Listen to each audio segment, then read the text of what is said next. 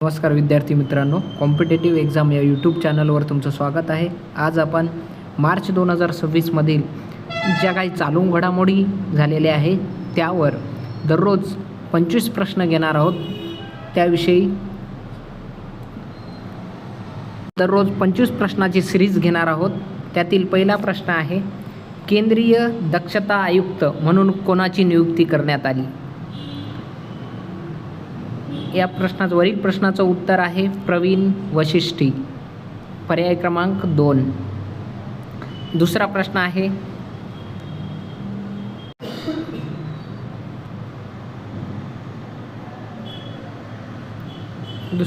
आहे, जानेवारी 2026मध्ये 25 वर्षानंतर कोणत्या राज्यात पेसा कायदा लागू झाला? पेसा जो कायदा आहे तो 25 वर्षानंतर कोणत्या राज्यात लागू झाला? पर्याय क्रमांक 1 आहे गुजरात, दुसरा आहे छत्तीसगड, तिसरा आहे झारखंड आणि तेलंगणा. याचं योग्य उत्तर आहे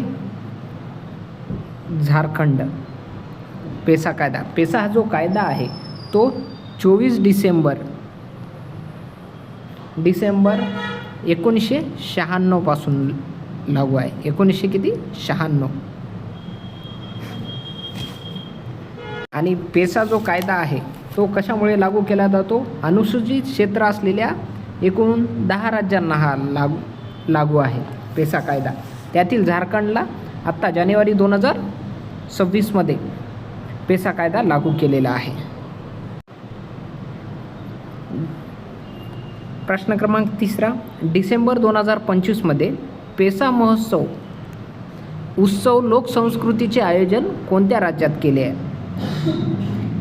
या प्रश्नाचं उत्तर आहे आंध्र प्रदेश. डिसेंबर 2025ला पेसा उत्सव लोकसंस्कृतीचे आयोजन कोणत्या राज्याने केलेलं आहे? आंध्र प्रदेश. परीक्षेच्या दृष्टीने महत्त्वाचे जेवढे काही क्वेश्चन आहेत ते तुम्हाला.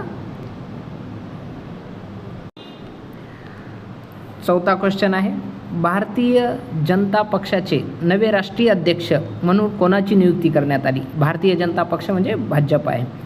भाजपचे नवे राष्ट्रीय अध्यक्ष कोण आहेत?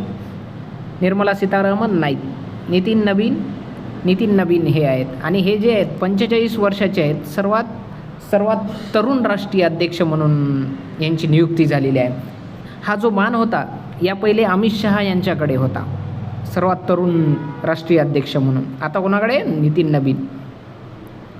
5वा प्रश्न पाहूया, 77वा प्रजासत्ताक दिनाच्या प्रमुख पाहुणे म्हणून कोणाला निमंत्रित करण्यात आले? पर्याय क्रमांक 1 आहे अँटोनियो कोस्टा आणि उर्सुला वॉन डेर लेयन. दुसरा पर्याय व्हॅलेंटिनो गारवानी आणि अँटोनियो कोस्टा. तिसरा पर्याय उर्सुला वॉन डेर लेयन आणि व्हॅलेंटिनो गारवानी. चौथा पर्याय जो सायमन आणि अँटोनियो कोस्टा. यातून 77वा जो प्रजासत्ताक दिन आहे त्यातील प्रमुख पाहुणे आहेत अँटोनियो कोस्टा आणि उर्सुला वॉन डेर लेयन. पर्याय क्रमांक 1. आणि यातील सर्वात महत्त्वाचा पॉईंट म्हणजे स्वातंत्र्य का मंत्र वंदे मातरम आणि समृद्धी का मंत्र आत्मनिर्भर भारत या विस्तृत संकल्पनेवर 77वा प्रजासत्ताक दिन साजरा करण्यात आला. आणि या विस्तृत संकल्पनेवर परेडसुद्धा झालेले आहेत. 6वा क्वेश्चन आहे, 77व्या प्रजासत्ताक दिनाच्या परेडमधील सर्वोत्कृष्ट चित्ररथ म्हणून कोणत्या राज्याला प्रथम क्रमांक मिळालेला आहे? या प्रश्नाचं योग्य उत्तर आहे पर्याय क्रमांक 3 महाराष्ट्राला. महाराष्ट्राला पहिला क्रमांक मिळालेला आहे. पहिला क्रमांक महाराष्ट्राला. दुसरा क्रमांक जो आहे जम्मू काश्मीर राज्याला मिळालेला आहे आणि तिसरा क्रमांक केरळ राज्याला मिळालेला आहे. 7वा प्रश्न आहे, 77व्या प्रजासत्ताक दिनाच्या ऑनलाईन पोलनुसार सर्वोत्कृष्ट चित्ररथ म्हणून कोणत्या राज्याला प्रथम क्रमांक मिळाला आहे? ऑनलाईन पोलनुसार हा जो पॉईंट आहे महत्त्वाचा आहे, वाचते वेळेस लक्ष देऊन वाचा. ऑनलाईन पोलनुसार जो आहे गुजरात राज्याला प्रथम क्रमांक मिळालेला आहे. कोणत्या राज्याला? गुजरात राज्याला. दुसरा आहे उत्तर प्रदेश, दुसरा क्रमांक ऑनलाईन पोलनुसार उत्तर प्रदेशला दुसरा क्रमांक, उत्तर प्रदेश. आणि तिसरा क्रमांक जो आहे राजस्थान राज्याला मिळालेला आहे. पहिला कशाला आहे? गुजरात पहिला विचारलेला आहे. 8वा प्रश्न आहे, कोणत्या 2 राज्यातील पेन्नियार नदीच्या पाणी वादासाठी जल न्यायाधिकरण स्थापन करण्याचे निर्देश दिले आहे? कोणत्या नदीसाठी दिले, कोणत्या 2 राज्यांनी दिले?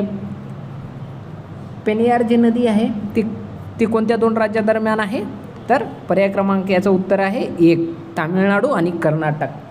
हा जो न्यायाधिकरण स्थापन करण्याचे निर्देश कोण दिलेले आहे? सर्वोच्च न्यायालयाने दिलेले आहेत. तर राज्यघटनेच्या किती 262 नुसार न्यायाधिकरण स्थापन करण्याचा आंतरराज्यीय पाणी जलविवाद जो आहे 1956 त्या अंतर्गत 262 नुसार अनुच्छेद 262 नुसार न्यायाधिकरण स्थापन केला जातो.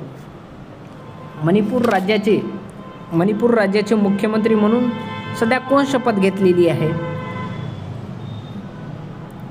खुमनाम खेम सिंग यांनी मणिपूर राज्याचे मुख्यमंत्री म्हणून शपथ घेतलेली आहे. 10वा प्रश्न आहे, भारतातील पहिले पूर्णतः दृष्टीहीन महिला न्यायाधीश कोण आहेत? भारतातील पहिल्या पूर्णतः दृष्टीहीन महिला न्यायाधीश जो आहे, हा प्रश्न खूप महत्त्वाचा आहे परीक्षेच्या दृष्टीने. कीर्तिदा मेकानी पर्याय क्रमांक 1. दुसरा आहे थान्यानाथन सी. तिसरा आहे पर्याय गीता पटनायक. चौथा आहे येवेरी मुसेवेना. तर याचं योग्य उत्तर आहे थान्यानाथन सी. थान्यानाथन सी या केरळच्या आहेत. पूर्णपणे दृष्टीहीन महिला न्यायाधीश म्हणून राहण्याचा भारतातील पहिल्या महिला आहेत त्या. 11वा प्रश्न आहे, 7 नोव्हेंबर 2025 वंदे मातरम राष्ट्रगीताला किती वर्ष पूर्ण झाले? कोणत्या वंदे मातरम जो आपलं राष्ट्रगीत आहे त्याला किती वर्ष पूर्ण झाले?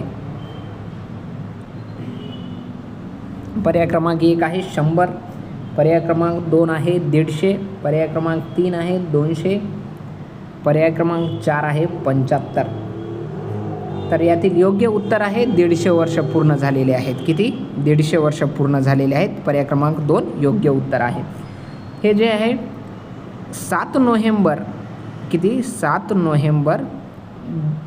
1875 रोजी बंकिमचंद्र चट्टोपाध्याय यांनी वंदे मातरम या गीताची रचना केली. कोण? बंकिमचंद्र चटर्जी यांनी वंदे मातरम गीताची रचना केलेली आहे.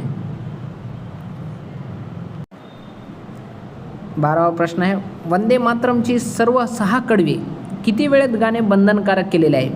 काही जे आहेत नवीन मार्गदर्शक 150 वर्ष पूर्ण झाल्यामुळं नवीन मार्गदर्शक सूचना दिलेल्या आहेत सरकारने.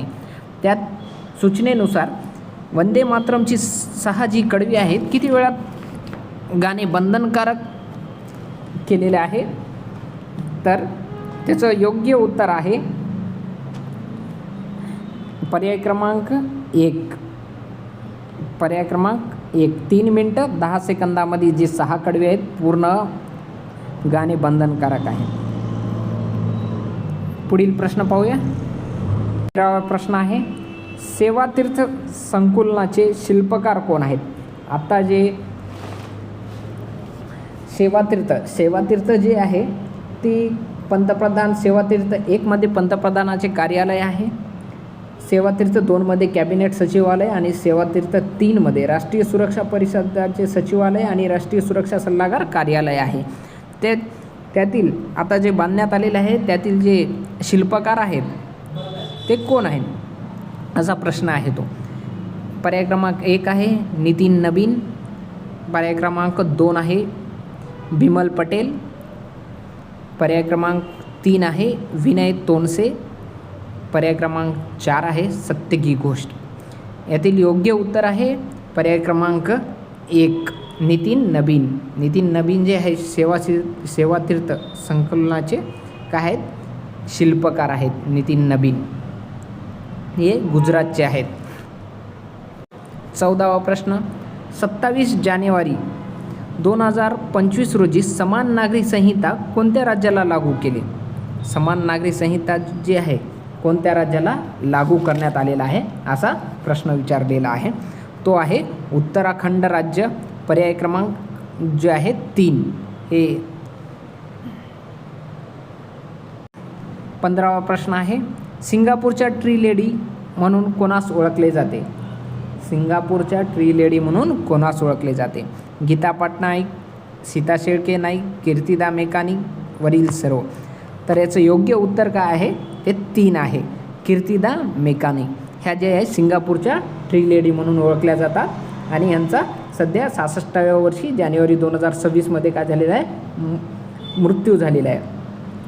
या जे आहेत पर्यावरणवादी आहेत, त्यासाठी पर्यावरण शिक्षणासाठी आणि सामुदायिक उद्यान पाठिंबा देण्यासाठी आणि सिंगापूरच्या सांस्कृतिक वारसा जपण्यासाठी समर्पित केलेला आहे. यांना झाडे लावण्यासाठी आणि आपले जीवनशाश्वतता प्रोत्साहन देण्यासाठी जे आहेत यांना ट्री लेडी असं म्हटले जाते. यामुळे पुढील प्रश्न पाहूया 16वा.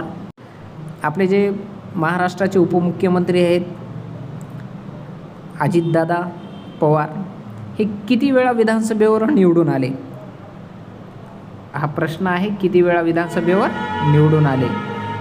त्याचं योग्य उत्तर काय आहे? 8 वेळा. पर्याय क्रमांक 3. एक बाजूला गेलेला आहे, तुम्ही समजून घ्या या सगळ्या गोष्टी. 17वा प्रश्न आहे, जागतिक आर्थिक मंचाची जी 56वी वार्षिक बैठक झाली ती कोणत्या देशात झाली? 56वी जी जागतिक आर्थिक मंच ची जी 56वी बैठक झाली ती कोणत्या राज्यात, कोणत्या देशात झाली? मग जागतिक आर्थिक मंच म्हणजे WEF, वर्ल्ड इकॉनॉमिक फोरमची आहे. 56वी वार्षिक बैठक आहे ती झालेली आहे. त्याचं योग्य उत्तर आहे पर्याय क्रमांक 2, स्वित्झर्लंड. कुठं झाली? स्वित्झर्लंड. मुक्त समुद्र करारावर संमती देणारा 60वा देश कोणता? 60 नंबरचा जो देश आहे मुक्त समुद्र करारावर देणारा 60वा देश कोणता आहे? तर तो आहे पर्याय क्रमांक 4, मोरोक्को. हा देश काय आहे? मुक्त समुद्र कराराला संमती देणारा 60वा देश आहे. 19वा प्रश्न, जागतिक आर्थिक मंचाची जी 56वी वार्षिक बैठक झाली त्याचे अध्यक्ष कोण, पुढीलपैकी कोण असे विचारलेलं आहे? इमॅन्युअल मॅक्रॉन जे आहेत ते कोण आहेत तुम्हाला माहिती आहे?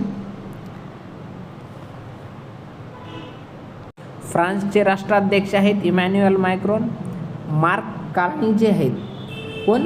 Mark Carney. कॅनडाचे अध्यक्ष आहेत, म्हणजे पंतप्रधान आहेत. तर 56व्या वार्षिक बैठकीचे अध्यक्ष कोण होते? तिसरे, पर्याय क्रमांक 3, बोर्ज ब्रँडे. कोण आहेत? बोर्ज ब्रँडे आहेत. जुनी जे 21वा प्रश्न आहे, जुने पंतप्रधान कार्यालयाची डिझाईन कोणत्या व्यक्तीने केली? जुने जे होते 1931ला आपलं जे पंतप्रधान कार्यालय बांधण्यात आलं होतं ते कोणी बांधलेलं आहे, कोणी डिझाईन केलेलं आहे, असा हा प्रश्न आहे. आता नवीन बांधलेला जो पंतप्रधान कार्यालय आहे त्याला सेवातीर्थ फर्स्ट असं नाव आहे.